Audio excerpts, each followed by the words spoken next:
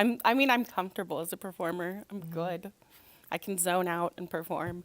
But writing, that's where the challenge is. And I think that's why I've stuck with poetry.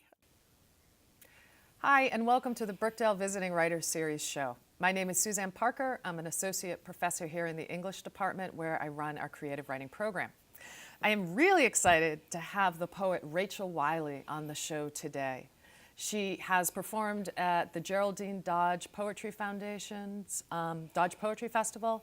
She's been a slam champion at the National Poetry Slam Competition, and she has 2 books out, Fat Girl Finishing School, and the most recent, Nothing is Okay. So, Rachel, it's great to have you on the show. It's great to be here. Your books are absolutely wonderful. Oh, thank you. And I've had the honor of, at the Dodge Poetry Festival, being able to hear you perform and bring these to life. And I know you have a slam background, so I'm wondering how you define yourself as an artist. I'm a poet who performs. I started in performance before poetry. Theater performance? Theater performance. Yeah. I have a degree in theater studies. I had my sights set on being an actress. But it's an unforgiving business. I was cast as mothers and old women a lot. And then I found slam and started putting my energy towards that instead and performing stuff I wanted to say on stages. I always tell my students, because I have a theater background too, I always tell my students it's a great rehearsal or warm-up for being a writer, because all the rejections you get as a writer, yeah. I'm like, at least It's they're nothing. not telling me my ankles are fat. Right. Like, It's so much softer. It's But I think performance-wise, it's harder because, when you're an actor, that's somebody else's words. When you're a poet, they're your words. And so the padding is gone. Well, I wonder, which one do you get more nervous about or invested in? The performance? No. Being a performer or being a writer? Being Is a there writer. one? Oh, yeah. I'm comfortable as a performer. I'm good. I can zone out and perform. But writing, that's where the challenge is. And I think that's why I've stuck with poetry, because I'm never at the top level. I'm never going to age out of writing. And I like that it continues to be challenging. Would you age out of? I was already playing old ladies. Oh, gotcha. I was thinking the slam poetry. Yeah. Oh, slam poetry, no, you can do forever, but I don't think people do. Could you describe, because people may not be familiar, what slam poetry is in the scene? Okay. So slam they call it a mock competition, but it's a real competition. There are points. Oh, it's fiercely real. There are winners. There are little rivalries. But it started out as a bar game to get people engaged in poetry. So there's 5 random judges. They score each poet from 0 to 10 with 1 decimal place. And these are random people in the Just bar. random, Yeah. Random volunteers. You check to make sure they're not partners with anybody in the slam. It's a plant. Yeah, sometimes people try. And it's not ever supposed to be about the points. And when you boil it down, it's if you're getting anything out of slam, it's not about the points. You'd burn out fast if you only looked at the points. Oh, I hear you. Yeah. So you came to poetry then through performance. Yes. Yeah. Yeah. And what do you think the performance aspect gave your writing?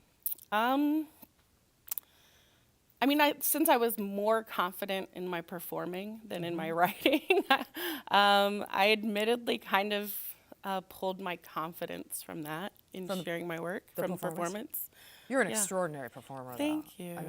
You're a powerhouse. Thank Absolutely. you. I appreciate that. What were you? You totally How threw me the off. did the performance feed or influence the writing? So initially, I've written my whole life. My mom was big on journaling. And so it started with journaling, and then I got into poetry through school, like a lot of people do. You get introduced to whatever poetry they bring you. And for me, it happened to be a book called Honey, I Love by Eloise Greenfield. It's these cute little poems, and I loved the book. I checked it out over and over and over again. And then I would start trying to sort of copy the style in my journals. And this is when you were a little? When I was a little kid, yeah. But I didn't ever share it or show anybody. I just wrote and then hid it. And so I wrote for a long time, but it was just sort of this personal thing I did. And then performance and acting was the passion. And then when I sort of found the slam poetry scene in Columbus, I was hiding from terrible roommates. There happened to be a slam night. So I was just looking for excuses to not be in the house. So I'd be like, oh yeah, I have to go to this slam. So you can all of your honors and your career you can blame on those, or you can say thanks to my terrible roommates. Terrible roommates. Yeah, kind of. And then What was your experience at that first slam? Did you perform? I didn't. I actually sat and watched slam for something like 2 years before I would even get on stage. Were you studying it? I think I was, but not consciously. But I was sort of, being like, if I were to do this, how would I go about it? And then I slowly got onto open mics, like occasionally would read a poem. But I just didn't consider myself a writer or enough of a writer to want to share my work. And then, like a lot of people, I made a big change when I got dumped once. I wanted to do, you want to do something sort of like radical when you get dumped, and I couldn't cut my hair. I was about to say, you used to cut your hair. Well, I was in a play at the time, so I couldn't change my appearance at all. And so I was like, oh, what am I gonna do? And my friend Joanna was running the slam that night, and she said, jokingly, so you gonna slam this week? And I said, yeah, I'm gonna slam. And it went better than expected. And I was just done for at that point. I was like, this is fun. I like this. And that sort of fed wanting to write more and wanting to write things I knew I would share. Gotcha. So what was the first thing you shared then? Would you do improvise, or was it something it you'd was written? stuff I'd written. Yeah, I had my little journal, and I would sit in the slams and open mics, and I would usually write during them. So the first thing I shared on an open mic was a poem about my terrible roommates. Which I didn't like them. And were you already, because you perform when you're there. Did you perform that? Were you already in that place? I nervously read that. Yeah. It took me a while to marry the two. Did you rehearse outside of the slams? When I first started, I did. Yeah. I would rehearse a lot.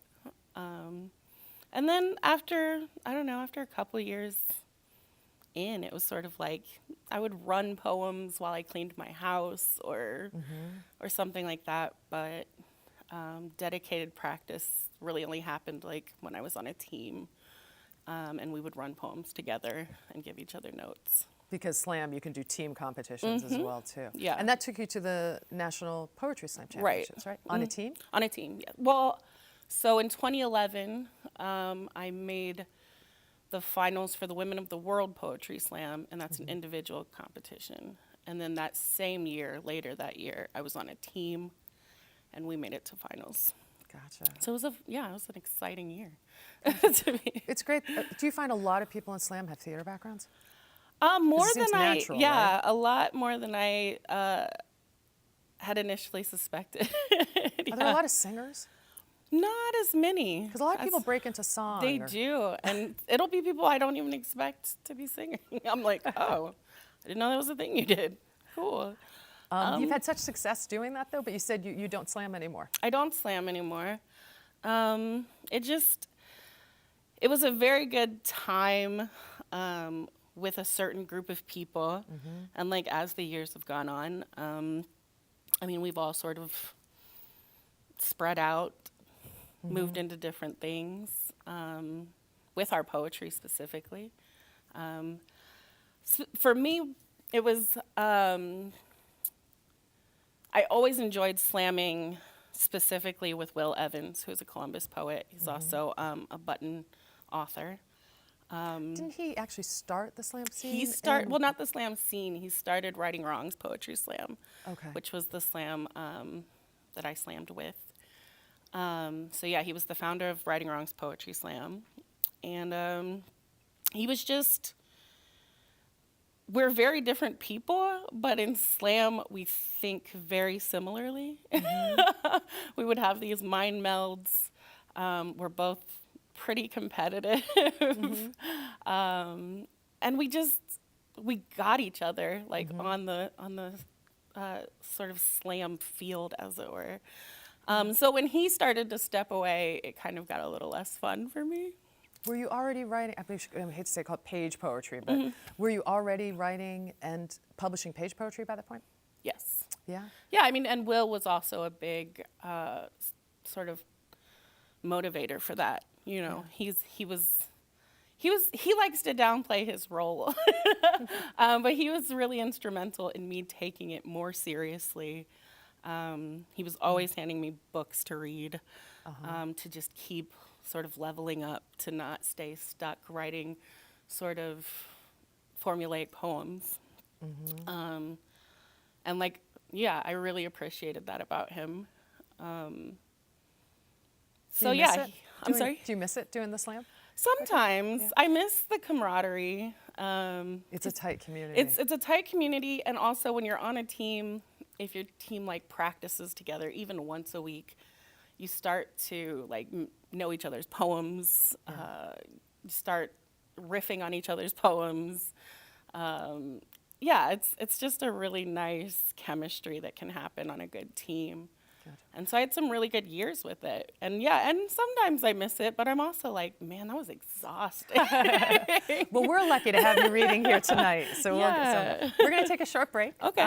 But it's so nice talking with you. And I'm speaking with Rachel Wiley. Please join us after the break. Hi, and welcome back to the Brookdale Visiting Writers Series. My name is Suzanne Parker, and I am here today with poet Rachel Wiley, whose new book is called Nothing is Okay. So I was wondering, I had asked you if you might share a poem with us, and I know you're used to performing much more than what these little couches will do for you, but would you share a poem? Sure. Thanks. All right. Oh, that's not the one I picked. For fat girls who considered starvation when bulimia wasn't enough. Mom says that my teeth are perfect. Perfect brother has just gotten braces on his top 4 front teeth. A tiny railroad bridge connected to nothing. And Mom says that my teeth are perfect. At last, my quiet mouth, the overlook, the swallowed feelings have all paid off and cultured something perfect and mine. My mouth is a music box stuffed with pearls. Perfect brother is tall and lean, eats whatever he wants. One time, a whole box of oatmeal cream pies. But it is clear every day that my baby fat is not just baby fat, but rather fat. It is getting clearer every day that I will not be a ballerina. I had really wanted to be a ballerina. My mouth is a music box. A small girl spins gracefully at the back of my throat on point. I am sure if I can just reach far enough back, I can still have her grace. So I reach for her every night after dinner while the bathtub fills, until one day the health teacher shows us a photograph of a mouth crammed full of broken yellow dishes, tells us that a side effect of bulimia is ruined teeth. And my perfect is a ransom I cannot bring myself to pay. So I swallowed the spinning girl, and then nothing more for 4 whole days. My mouth is a music box, plays a low, grinding gear that puts me to sleep. When I do not wake up any closer to the spinning girl encircled in pink tulle, but rather still this ravenous hollow encircled in overgrowth, I sneak down to the kitchen. I devour an entire box of oatmeal cream pies in the dark before heading upstairs to brush my perfect teeth, one at a time. Thanks. That ballerina at the back of my throat is just haunting. It's a great poem. Well, I'm so glad you chose that poem, actually, because I wanted to ask you, we all have our concerns, our issues, our obsessions as writers. Mm-hmm. What are yours? I don't know. Being the person that I needed when I was young. Being a person my niece can look up to. Oh, wow. Wow. Is there something you're trying to do with your work? I know on the back of the book, some of the blurbs, I don't have my glasses on, so I can't actually read them, but kind of speak to permissions, like this book let me live, gave me permissions. The blurbs on the book are actually all written by my exes. A lot of this book, this collection in particular, is about my singleness, being over 30 and single, coming to terms with my queerness, and things associated with that. So I thought it would be fun to get your exes to get my exes to write the blurbs, and I told them. Well, it says a lot that they will. Not only that they will, because I told them, like, if you want to drag me, here's your chance. You promised not to edit? I promised them it would go on the book, but they all said very nice things. Yes. They did only choose 3, and one of them is a joke. The last one. Yeah, the last one is a total joke. But the other 2, I really thought the first one, I thought he was going to come for me. I really did. I have a poem called Dry Cake Wishes and Tap Water Dreams about him. That's about him, that blurber. Oh, wow. Yeah. It's like getting the inside scoop now. And it had gone on, it had gone viral on YouTube, and so he knew it existed. And he was also the same boyfriend that dumped me the night I decided to slam. Like, he was the one I was trying to get over. Gosh. And then, so I got into slam and started doing this thing, and then like 5 years later, he like reached out while I was in New Jersey, funnily enough, and we started dating again, and he dumped me again. I was like, what? Did you get some more poems out of that? I mean, that's where Dry Cake Wishes came in, was after the second time we broke up. But I said, I was like, yeah, that poem's out in the world.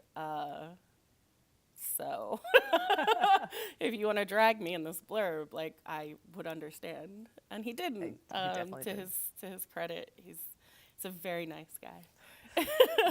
What starts a poem for you? What provokes you into writing? I mean, I'm a reactionary person. A lot of the time it's anger, like, admittedly, anger or outrage. And I think before being in therapy now, as an adult, my instinct was to sort of stage the fight in my head almost on what I would say to them if I could say what I wanted to. And that's a lot of how my writing started. As I was I mentioned in that poem I just read that I had a quiet mouth, which people are like, you're not a quiet person. But I actually kind of am. But two, when I was a kid, I was painfully shy and painfully quiet. So, yeah, I expressed myself a lot in writing. So it became that. It became the so I don't fight people kind of Gotcha. outlet. It has since branched off into just I want to explore language. I want to explore words. I want to, but a lot of my work is reactionary. Oh, I hear. Well, it touches on really important issues and sensitive issues. Are the poets who inspired you that you looked up to? Because a lot of the work seems it's strongly rooted in the personal eye. You know, and it immediately makes me think somewhat of the confessional poets to a certain extent. Were there poets that spoke to you? I mean, so the first time, when I first started taking poetry remotely seriously or deciding I was going to, Rachel McKibbins came to feature in Columbus. And the way she reads, the way she writes, it's so raw and honest that it unlocked this permission I didn't know I was waiting for. She gets mad at me for saying that, like, there wouldn't be a me without a her, but there, I don't know how I get here without hearing her first. Oh, wow. I really don't know how I get that brave. And she has, you know, she's championed me from jump, you know. She saw it before I saw it, you know, Yeah. where she was just like, no, you got this, you can do this. Like, you have things to say and say Absolutely. them, Yeah. you know. And I was like, what if people don't like it? She's like, then they don't like it. When you're working on your poems or you're revising your poems, are there tendencies or tricks that you know you have? Like we all as writers are like the easy stuff, the stuff that comes easily, and that you're always on guard for a little bit? Or do you kind of lean into that more? I'll lean into it and dissect it. Yeah. If it's something that keeps reoccurring, Yeah. I want to know why. Yeah. So I might turn it around and try to see it from a different angle. But if it's something that wants to be written, you have to write it or you're I going to hear ya. block yourself up. I hear you. We've only got a couple minutes left, but Okay. I promised my students I'd ask this actually. Because we've just been talking about lineation, and you use space and staggered indents and the line on the page Okay. here. So interesting. So how do you think about lineation? I mean, I lay out my poems the way I decorate my apartment. Like I put something somewhere and go, yeah, I like that there. It's not any deeper than that. Is it because of the sound and the pause and your performance background? Sometimes, so I mean, a know big what part that of my space editing creates? process is I have to read it out before I Yeah. feel like a poem can be anywhere near even a first draft. So it's part of that, yeah. That like the performance around the words, the sound of them helps decide where it's gonna go. Yeah. But I mean, for a long time, I just would write my poems in blocks. And then somebody was like, that's not very interesting on the page. And I was like, well, what are the rules to like breaking a poem up? Yeah. And Shira Ehrlichman, who's brilliant, I believe she's in New York, told me in a class, she's like, just do what you want. And I was like, yeah? And she's like, yeah, just do what you want. And I was like, I thought there were rules. She's like, there might be, but who cares? And I was like, I like this. I'm naturally a defiant person. So if somebody's like, meh, I'm like, yeah. Well, I think that's beautiful. So unfortunately, we have to end there, but what a great right. place to end. Sounds good. Thank you so much for joining you us. for having me. I've been speaking with Rachel Wiley, author of Nothing is Okay. And if you'd like to know more about Brookdale, our creative writing program, our classes, which are open to the public, and our reading series, check out Brookdale's website, and hope to see you there. Thanks for watching.